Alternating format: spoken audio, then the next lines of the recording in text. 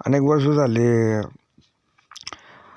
अनेक हिंदू समाजातील कुटुंबातील महिलांना निवडणूक प्रक्रियेमध्ये समाविष्ट करता येत नाही.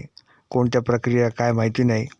पण इस्लामिक शिया सुन्नी महिलांनासुद्धा पूर्ण स्वातंत्र्य नाही आहे की त्यांच्यासाठी सुद्धा रोजची प्रार्थनास्थळं असतात, रोजची स्नानगृह असतात आणि कोर्टाच्या मार्फत ती स्नानगृह पूर्वी बांधली जायची मशिदीमध्ये. परंतु मशिदीला स्वरूप पुरुष आणि स्त्रिया मिळून यांच्यामध्ये बऱ्याच काही सामाजिक मर्यादा निर्माण झाल्या.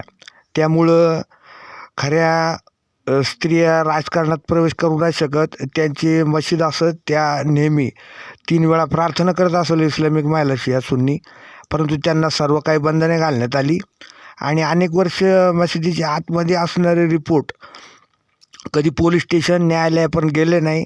परंतु मशिदीमध्ये निर्माण होणाऱ्या ज्या काही रोजच्या हिंदूंच्या जातींबाबत, कुटुंबीय जातींबाबत समस्या बऱ्याच वर्षांनी, अनेक वर्षांनी पहिल्यांदा जेव्हा रस्त्यावर व्यक्त केल्या जातात भावना, त्याबाबत ह्या सगळ्या काही गोष्टी कपोलकल्पित असे अनेक वर्ष हिंदूंना भासवण्यात, दमबाजी करण्यात, त्यांना मारहाण करण्यात आले.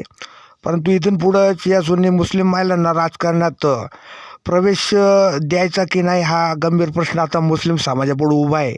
की त्या मुस्लिम महिलांना अजून माहिती नाही आपण कोणत्या गावात आहे, कोणत्या समाजात वावरतोय, आपल्याला खरं नाव आहे की नाही. आणि त्यामुळं अनेक स्वातंत्र्य हिंदू स्त्रियांवरही मुस्लिम महिलांसारखी बंधनं घालण्यात आलेली आहे. जय जय महाराष्ट्र. जुन्नर शहर, सचिन भालेराव, ब्राह्मणद्वार पेठ.